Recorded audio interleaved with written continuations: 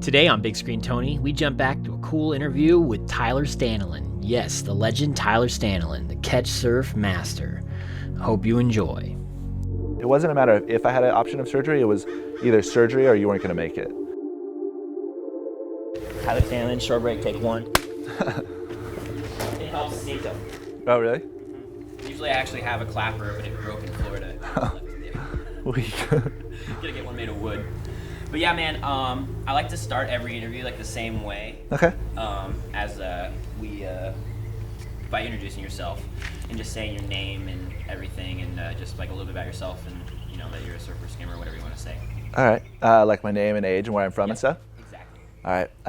My name is Tyler Stanaland, and I'm from Laguna Beach, California. 24 years old, and I grew up skimboarding here. And I also wanted to say, buddy, don't worry about any verbal crutches, because of the two cameras, I can delete them. Cool. Cool. So you don't have to worry. Yeah. Perfect. If you want to give somebody a clear definition of like what you say like surf or skimming is, that's never even seen the ocean, maybe, or just.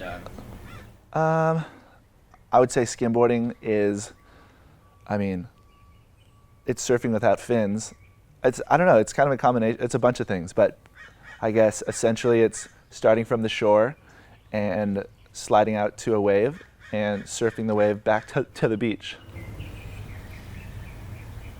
Do you know anything about like the first skimboards or why they were invented with like the lifeguards in the 20s? The lifeguards in the 20s, I don't really know about, but as far as Laguna Beach's skimboard culture, my dad grew up on Victoria Beach, and so he kind of got to see it firsthand with the Priettos and Tex Hanes and the West Guards and all them, and so back then it was just because Laguna, we're not the best surf destination, but we do have really unique beaches in the sense that it's probably the skimboard utopia of the world. So it was kind of just to create something to ride the waves that we have here in town, and then it kind of just took off from there. Great, man. Perfect. So I want to get into that and jump into something random. So with your father's upbringing, it kind of seemed like he created a skim household or surf household for all you guys. We were lucky enough to live pretty much right on Victoria Beach. So it was kind of just what we did. We just spent all our time at the beach and in the water and surfing and skimming and fishing. But, Victoria is, in my opinion, probably just because I grew up there, it's one of my favorite skimboard spots still. So it was kind of just what we did. And, we had family friends who did the exact same thing. Like I grew up with the Priettos, and, they kind of helped me learn to skim in a sense, because we would kind of just all skimboard together. So yeah. No, yeah, I was talking to actually Apollo yesterday, and I'm doing his interview tomorrow. Nice. So yeah, I'm super stoked on Yeah. Yeah, him and his brother and his cousins used to take me down there and just kind of skim with me and teach me the ropes, and it was good times. Yeah, I was telling him, I was like, we got to get everybody in the chair. Yeah, yeah. All the Priettos, man. that would take a lifetime. There's so many of them. I know. So, do you want to talk about like the first time you ever got, maybe how long it took you to get going, and then the first time you actually did your first run, first time you actually got back to shore? It's funny because I actually don't even really remember like my first time skimboarding, because my dad had, still have it actually. I got my first custom shaped skimboard in '92, and I was 3. It was for my 3rd birthday. So I don't even ever really remember there being a starting point. It just was always kind of what we did. That's trippy. I want to photograph that thing. I still have it. It's classic. Yeah. My other little brother actually used to skim on the carpet with the same board. So just kind of been passed through my family. Down the stairs, or just like on the carpet, he'd just run and jump on it and skim. It's kind of how like we all first started, when you start really young, is like you see your dad or your brother or a friend do it, and then look at Paulo Sandia. He's been carrying around a little wood trophy skimboard for years now, and he'll skim on the sand or the carpet, and it's just kind of what little kids do. Yeah, dude, watching the little kids is the funnest part of interacting with old friends is also amazing, but seeing Rogers and seeing those kids just jam it. Oh yeah. Run towards the 12-foot swells, and to be honest, when I was that little, I don't remember being super eager to charge Oh yeah. those spaces like that. Not I. Yeah. Um, do you remember like the first time you started devolving into doing like tricks and like vertical stunts out the back or stuff like that? We had a pretty competitive group of kids from an early age. We had, like pretty much our core group down. We would hang out at Thalia Street all summer long, and it was like myself, Nathan Zoller, Isaac Zoller, Raya Arthur. There was, too many of us to really name, but we would do the Victoria contest and all the other little local events, and from a pretty young age we were doing tricks. I don't really remember exactly what age, and then, but I would say like probably around 12. Excuse me? No.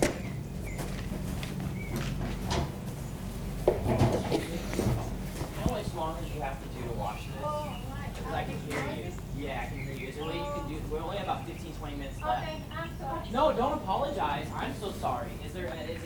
I can No, wait. it's okay. Are you No, sure? go I ahead. know. That's why I wanted to talk to you because I know how nice you really Okay. are. So yeah, thank you. Okay, yeah. Okay. She's actually from Brazil. Oh really? Yeah, I was talking to her about helping with some of the translation when I came back because Rodrigo's already down there, but Oh yeah, that's right. back it'll just be a little bit different. Yeah. 'Cause I want to encourage them to interview in Portuguese. Oh for sure. Yeah. Yeah, because it'll just come out way better. Oh yeah. Yeah. It won't be all this like, ooh, which they don't like. Yeah. Yeah. Yeah. So, do you wanted to continue what you were saying? Sorry. Yeah. I forget what the question was. Zoller and Ryan. Oh yeah. So we were all competing from the time we were sub 10, and I think we were doing tricks and stuff shortly thereafter. And then especially when kids like Brad Domke and a couple other kids like Woody Harris and Ryan Moore started coming over at a young age, and we were all competing. Michael Brickle, there was a bunch of us, so it was really fun. But from a young age, there was kind of a big group of us that was like really kind of making a push, similar to now with the Rogers brothers. And I have a little brother who's 9, who's kind of in that group. And there kind of seems to be like a new crop of young kids that come up and really push the sport. And luckily, we had a big group of us back then too. There's another Stanley I don't know about. Another Stanley. Oh, he's my mom and stepdad's son. So my mom and my stepdad have 2 kids, and so my youngest brother, who's 9, which is crazy because I'm 15 years older than him, but he is just a legend. So he skims against like Nolan, and like Nolan obviously smokes him every time, but he's like, there's like a group of 3 or 4 kids that are kind of just the same. I think he's like, because I think Nolan's like 10 or 11, so he's like 9, but they're all kind of right there. They're going to be like the next, Yeah. So it's Yeah, pretty man, cool. no, But he just got signed with Exile a couple months back. Do you have 3 brothers? I have 3 brothers and a sister, and only 1 full brother. So, but they're all my brothers, but Right. yeah, just one with my mom and dad. Brother is Trevor. Yeah. Awesome. And Yeah. then Mike is. Mike's my uncle. Oh, I never knew that. Yeah. I thought Mike was an older. No, I'm the oldest. Mike is my dad's brother. Okay, that makes sense now. Yeah, because I think he's 31. Okay. Yeah. Yeah, this is what the problem is all the online info. I know, right? It's just not there. So, and what's your youngest brother's name? His name's Dane. Dane. Dane Cameron. Yeah, man. I know I'm already talking to Trev, but Yeah. I'm not gonna talk to your brother Dane. I would love to interview him. I can't communicate with him. He's so shy. He just would sit up here and just be like, you know what I mean? That's how Alex Du Bois was, and I got him. I broke him with my sunglasses. Oh, you just put them on? He was all like squinting, and I'm like, "Your sun hurt your eyes?" And he's like, "Yeah." And I was like, "Do you want my sunglasses?" He's like, "I can wear your sunglasses." And I swear it was like Big Daddy. Yeah. Like I put him on him, and he just like Just came to life. came to life and talked for 15 minutes. Dude, that's Just, like, on epic. camera. So, do you think the friendly culture around skimboarding is what kind of drew you to it? The friendly culture in skimboarding? Yeah. Like it sounds like it was just something you and your buddies did to go down to the beach and have fun. Are these birds gonna mess us up? No, Nick, you can't even hear me. Um, You probably couldn't even hear her. yeah. I just probably just didn't want to risk it. Yeah. The guy's listening. Yeah. And every time I just look at him. It's weird because it kind of never felt like it was something that I was attracted to. It just kind of felt like something that was always there.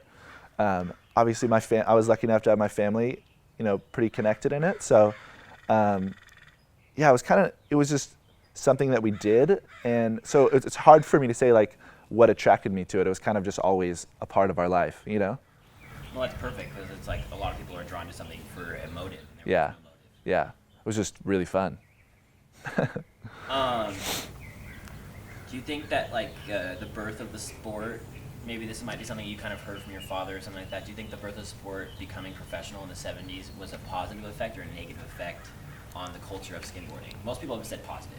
Yeah, absolutely positive. It created the cool, sort of competition aspect, but it never took away from why we all love skimboarding, and it still hasn't taken away from why we all love skimboarding. If anything, it's just continued to push it, I don't think guys like Sam Stanaland or Blair Conklin or Bill Bryan or, any of those guys, would have been the skimboarders they are without that competitive aspect of the sport.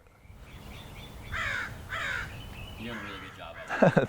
The name dropping is awesome. Sweet. That's what I can feed off of because then I can jump to one of their interviews. Yeah. And then come back to yours because you guys all talk about each other. Yeah, sweet. Perfect. Did you want to take a sip of water for a quick break? I'm good. Man, sometimes it's just hard because you're talking a lot. Yeah. About it. How was it to being pronounced like a professional athlete? It's funny because personally, I never really have seen myself as like a professional skimboarder. As a kid, I did all the amateur contests and I had a lot of success there. But then when I was 15 or 16, my focus kind of went more towards surfing. And skimboarding has always been something that I did for fun. So I still do the professional division, but I don't consider myself a professional skimboarder. I just love doing it. And where I kind of jive the most, I guess you could say, is, in the bigger stuff. So I really love Cabo. I love the wedge. I would prefer to skim sidewash only, but that's not necessarily always an option. So if there was heavy short break every day, you would prefer to, you can not answer this question. Yeah. I will let you not say no to this. Yeah. Would you prefer to skim or surf, or is it just, you just love it? Honestly, if I had the opportunity to skim giant perfect wedge or surf really like just a perfect wave surfing, I would it'd be a toss-up, honestly. I love them both equally, but there's something about the wedge being as big and powerful as it is that just gets the blood flowing, and yeah, that's my favorite wave on earth. So after even going to seeing Sanunga, is Sanunga heavier or is it just different? I've actually never been. I didn't know that. So Yeah. You didn't go last year? I didn't go last year. I was sick. And so I was out of the water last year, so I didn't get to see it, but the photos were unreal. And everybody that has been says that it's unlike any other wave. It's similar to wedge in the sense that it's really big and powerful, but just totally different. It's a totally different wave. You're going this year? No. You're not going this year? No, I'm doing Cabo. I don't know if I'll do an East Coast contest or not, but I usually just do Cabo, the Vic, and the Oktoberfest. Just because I'd rather, if I'm going to spend the money, I'd rather go to Cabo again. I friggin' love Cabo. Or go on a surf trip somewhere or so. No, But yeah. That's, I didn't know that. Yeah. That's not, I'm trying to, I'm no joke, trying to figure out a way I can get you to there. I'm trying to figure out a way, I don't know if I have time for my visa and all that stuff now. Right, no, exactly, but maybe next year. Next year, I want to go for sure. This year kind of crept up on me and there wasn't a date, and by the time we looked at everything, it just, I had every intention to go, it just didn't happen this year. Yeah, that's why I was talking to you about it right there. Yeah. Sorry. No, it's all good. Okay, Yeah, no. But yeah, dude, if I was planning to, if I can get enough sponsorships and stuff, freaking Lost hit me up this last week. Really? Yeah. That's if I rad. Get one of them to step on. I want to do a skim union. 'Cause it seems like a lot of people know who each other are but never met. Yeah. And I thought if we did something at a wave house, I think it wouldn't work at a beach. It wouldn't work at a beach because they would click Yeah. along the beach. And Totally. At a wave house where people have to share something. Yeah. It would make them interact. Yeah. That's pretty rad. Yeah, I think we'll get a couple hundred people in the same location, flying in Kurt and the Wilsons and everyone from the East Coast. And Yeah. getting everybody in, even the Groms. Yeah. That's rad. How was it balancing your time and energy around the sport? And it seems like last year you had to kind of just put the sport down for a minute. Yeah, last year I got sick and I had to have a bunch of surgeries and couldn't go in the water for a while. It wasn't necessarily a balance of time. It was more just, it wasn't an option, and that was brutal. That was the only time in my whole life I haven't been in the water, you know, nonstop. It was the longest period of time I've ever spent out of the water since I was born, you know. So it's just made me hungrier for skimboarding, and I'm not doing all the contests this coming year, but I'm going to do a few of them, and I just want to enjoy every minute in the water and get some good waves with my good friends, and just really thankful to be back in the water doing what I love with the people that are awesome. Yeah, the more we talk to them, the worse they get. The better. For most people that don't know, why did you have to put the board down? So I got this thing called ulcerative colitis, which is an autoimmune disease, and they don't necessarily know what causes it. You have a higher likelihood of getting it with a genetic predisposition, but really they don't really know what causes it. Essentially, it's just that your large intestine gets ulcers. So a lot of people can manage it with medicine, and they'll have kind of flare-ups or something. But I just had one of those freaky things, and Murphy's Law, anything that can go wrong will go wrong. And so basically within a month, I went from being diagnosed with it to being 40 pounds lighter, and I had to have my intestines basically popped. So I needed like life-saving surgery, and then that surgery turned into 6 surgeries and a year out of the water. But now, other than that, I have a couple cool scars and can't really tell anything. It was kind of a blessing in disguise because I don't have to take medicine. I don't have to do anything like that. If I were to have been on medicine, it's kind of one of the, it's like, I mean, it's not like chemo or something like that where it's really intense, but it's definitely something that takes away from your energy and all that stuff. So yeah, feeling good. Good to be back in the water. Just had to kind of put my head down and deal with it. Was there ever a point where like the doctors or people said that you may never surf or skim again? I don't think there was necessarily a point where they said I may never surf or skim again or be in the water, but there was definitely, you know, a couple times where they were trying to figure out how to make these surgeries work, and I just kind of had a complex situation where, like I said, normally this kind of thing takes 2 to 3 surgeries in about 6 months, but mine took 6 surgeries in 10 months. So yeah, it's just one of those things where I was not going to take no for an answer, no matter what. And so I spent like almost 60 or 70, I forget now, but I think closer to 60 days in the hospital last year. And I was just going to put my head down and get in the water as soon as possible. And I actually went and skimmed and surfed a couple times with like, literally I would have surgery and just wrapped the middle of my stomach with like bubble wrap and like a back brace and put a wetsuit on. And yeah, I was just determined to get back in the water. That's just insane. Yeah. That's an amazing image. Yeah. So it wasn't like to ride or not to ride, it was to live.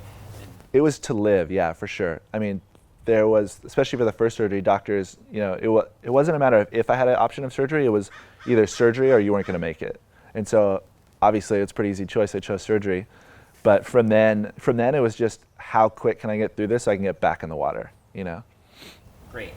I think that's what we wanted to talk about. Thank you. I appreciate Yeah. you sharing that. Yeah, of course. Because everyone's all talking about skimming injuries and Yeah. that kind of stuff. But this is like, Yeah. this is stuff that happens to people every day. Yeah. Yeah. Being like a surfer and a skimmer, do you notice the like acceptance getting better, or like how do you feel that like skimming is accepted by other board sports?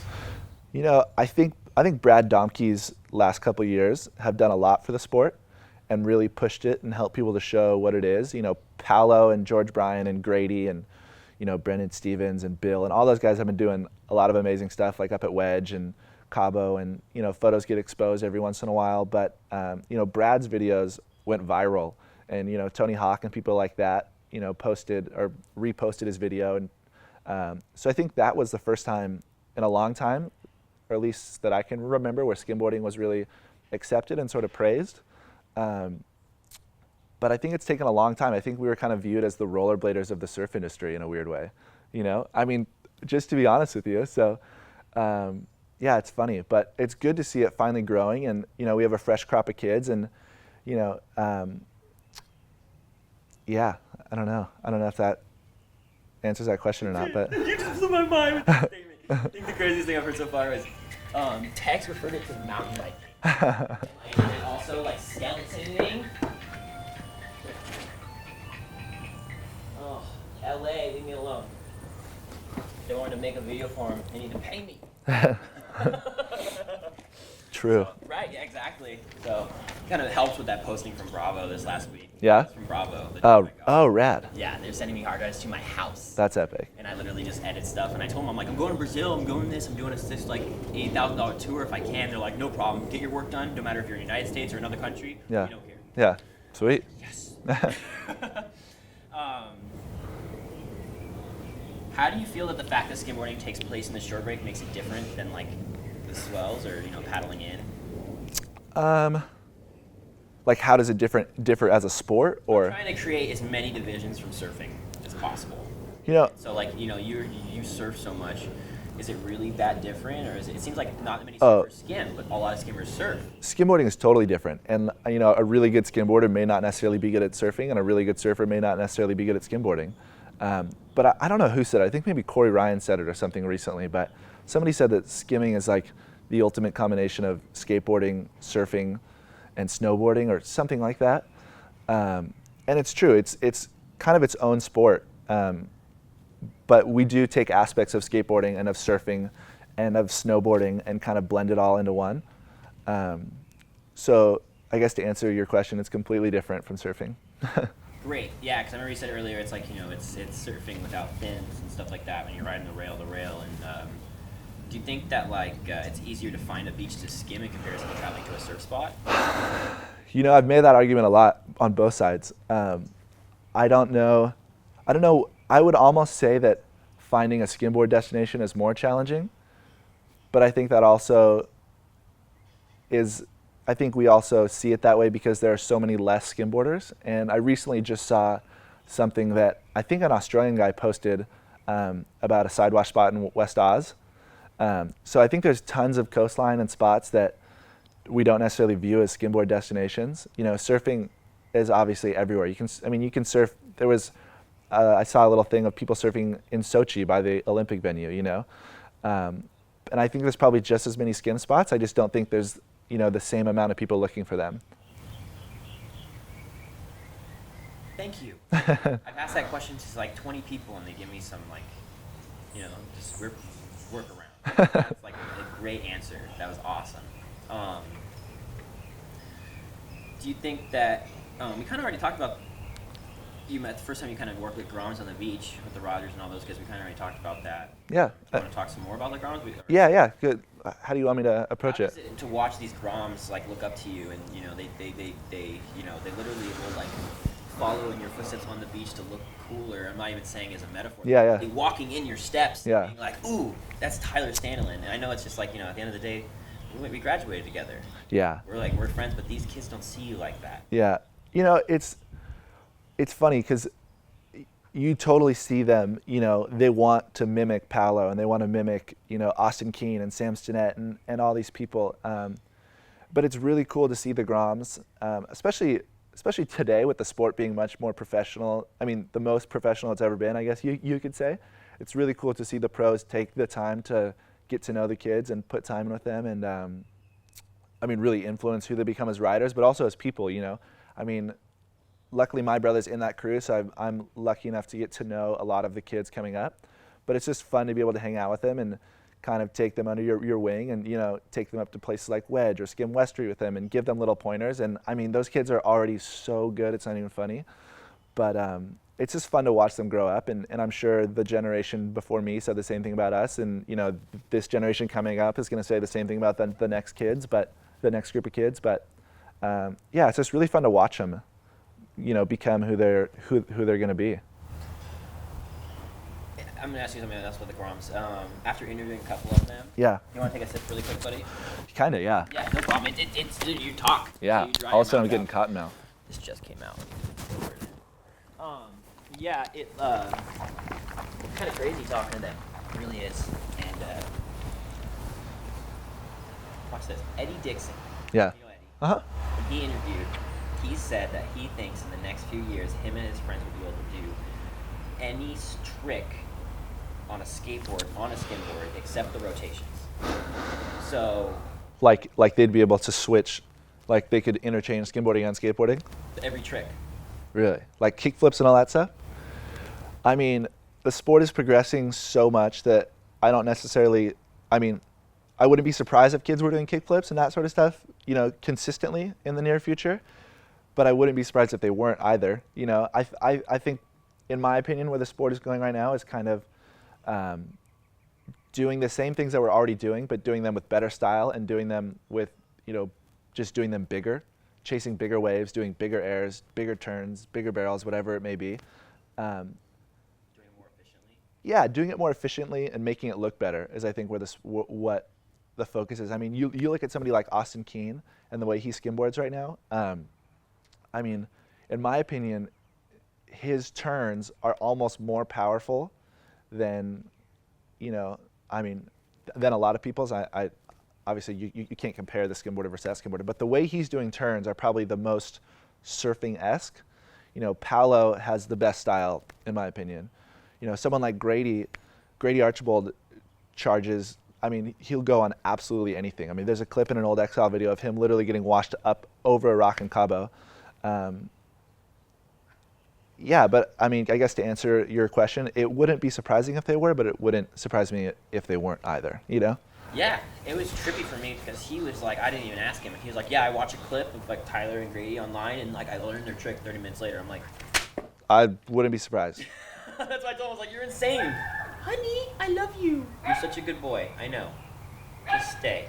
Yes. But yeah, the kids are so good. I wouldn't be surprised if they're doing, you know, double backflips in 5 years. I have no idea. Do you have like any like stories you'd like to share about like times maybe you weren't even necessarily skimming, like with Ryan, those guys, or Isaac, and like maybe like cliff diving or stuff like that, or? Trying to think.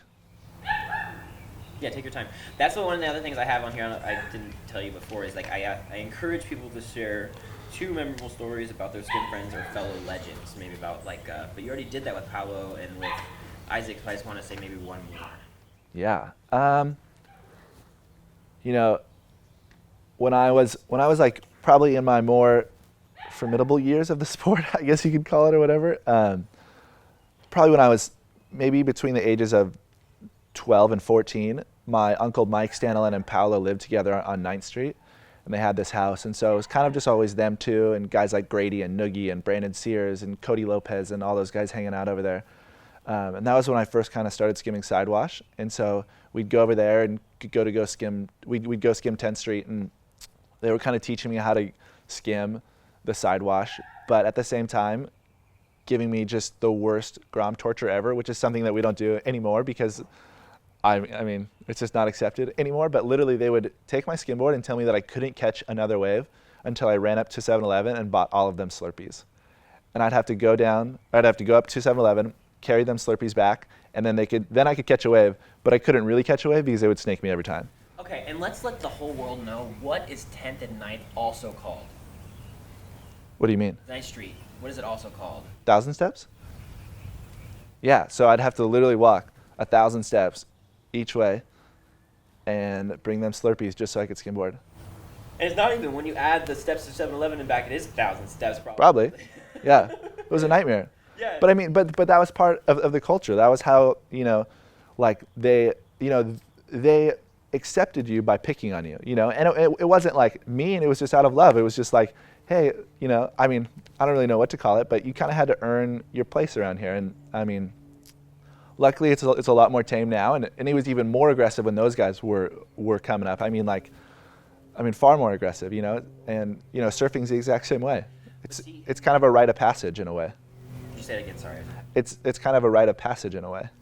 And you know what? I kind of like we know those guys. Like at the end of the day, they're not douches or assholes. No, they're the nicest guys ever. They probably were doing that to get you to strength condition you. Like, let's make this kid run up and down the stairs, and you know, and like that kind of stuff. And like, you know, they were pushing you guys to take things to the next level because they already had done so.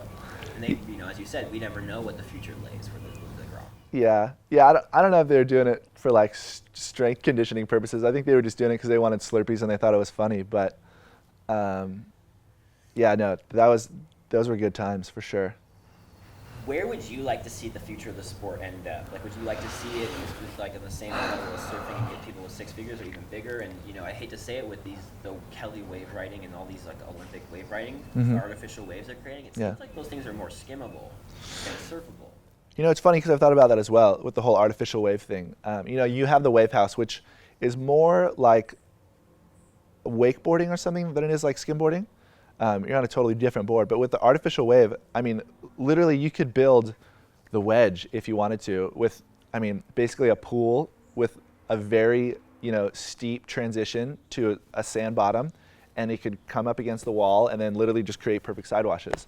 So the opportunity for the sport to go anywhere is definitely there. And obviously I would like to see the sport grow. There's guys who put their heart and soul into it. Sam Stinnett, Blair Conklin, this next crew is doing everything they can to, push the sport, but they also have backup plans because, you can't necessarily make a career out of skimboarding yet, and I think it's something that people have been pushing for a long time.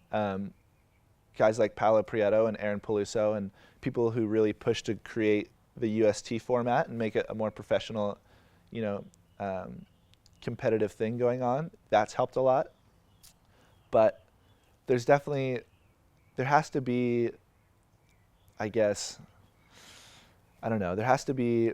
there has to be enough public interest for companies to want to come and back this, sport without people wanting to know what's going on and see what we're doing and, get behind their favorite riders or whatever it may be. Corporate America is not going to want to come and push money behind us, Yeah, no, exactly. Have you tried step-offs? I've done step-offs on surfboards a lot. I've never done it skimboarding. When was the first time you did a step-off on a surfboard? I've done step-offs a few times. I started doing it like when I was in high school. A friend has a jet ski. We do more tow-ats, so we just use a rope and kind of tow into smaller waves or whatever down, in San Diego, but never done it on a skimboard. It definitely, we were talking a lot about it right about the same time that Brad went down to Mexico and just blew our minds. That was kind of exactly what we had envisioned, and he just went down there and made it happen. So I definitely want to get something like that going. I'd like to, maybe sneak down there for a little South Swell this season or something. But yeah, I've never done it, but I'd really like to. Yeah, dude, when we go to Cabo, let's organize and I'll get some, if I have funding, I'll get the boats and the jet skis needed. Down there isn't necessarily the waves for it though. You kind of need you need to go to Pasquale's where Domke did it, or Puerto Escondido where you have just these giant perfect waves that are makeable. Cabo's a lot of just closeouts. Yeah.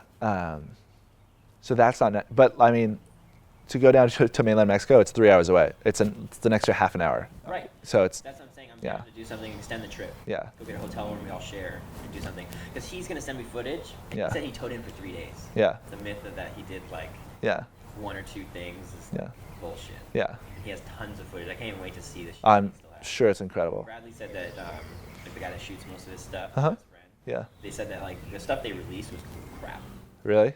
I'm not surprised. I know. I was almost like, no way. Yeah. So, but yeah, would you like to see a unionization among the athletes? Right now you kind of have that with Peluso and them because they have the athletes in heart. Yeah. But at the end of the day, in the future of this, you kind of would like to see more of a unionization between the athletes to stick together to protect themselves. And by a union, you mean like in the NHL, like an actual skimboarding union? Yeah, like the NBA and those associations, even though they have a commissioner, the commissioner's there because the athletes put him there. Yeah. I think we kind of already have that. It's just like an unofficial title. I think guys like Aaron Peluso and, again, Paolo and, Tex Haynes and, Jason Wilson. There's a lot of guys, East Coast and West Coast who kind of put themselves in that role as I guess, the ASP has something called a surfer's rep for their competitive tour. We don't necessarily have a skimboarder's rep, but at the same time we kind of do because we have, a lot of guys who have been in the sport for a long time that are looking out for the riders, But to create an actual union, I think you would need, like I said, more funding and have it be kind of a bigger sport for it to move in that direction. Is there anything you want to add, buddy, or say, or have a message to the amateurs, especially the kids coming up? Not necessarily about what you struggle with, but that everyone struggles to get good at this, and it's not easy for anybody. And Yeah. you know, or anything like that about just loving, you know, just do it for the love of the sport. If you're doing it to get good, you're never going to get good. I mean, whatever you want to say. Yeah. I don't know. Skimboarding is one of the, it's the thing I've done. I don't know. Skimboarding, it's hard because like there's so much that I could say. You know, I've been lucky enough to grow up in a place where skimboarding is kind of the sport. You know, surfing and skimboarding are pretty much the two beach activities, and I've been really lucky to be able to do it my whole life, and it's just something that I love. And so if I have any advice for future skimboarders or the younger generation, it's just have fun with it and keep doing what you're doing. And I don't know, man. I don't want to sound too corny. I have no idea. Dude, I'll make sure that. And, Yeah. last but not least, I know things are going to change because by the time it gets out, but I'll check in with you. But Yeah. I want to thank your sponsors right now. I'll check in to see if they're still your sponsors. I mean, I'm sure they will. By then, yeah. But yeah, mostly, honestly, like mostly just XL skimboards. Those other guys, community's cool too, but XL skimboards have done so much for me. You know, I grew up in the town and been riding their boards I rode their boards when I was a kid, and then kind of took a little break and started riding their boards again, and they're just, I mean, epic. So, I don't know. It's weird. I have like a hard time like saying. It's hard for me to say like, I don't know. Yeah, we can just stick with the first part of that. You don't have to go on the second half of that whole ramble. I love that. See, that's what's all the lesser advantage about this. Yeah, that's a wrap. Yeah, sweet.